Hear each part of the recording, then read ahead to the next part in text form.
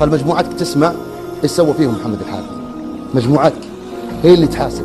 انا بذمتكم دخل بكره انا ومحسن ومايد يقول محمد دخلنا ابراهيم. اضرب الباب يا محمد. اللي بيتركنا وبيودعنا محمد الحادي في امان الله. أين الصديق أين الصديق. احتفلت مع ابراهيم المعدي.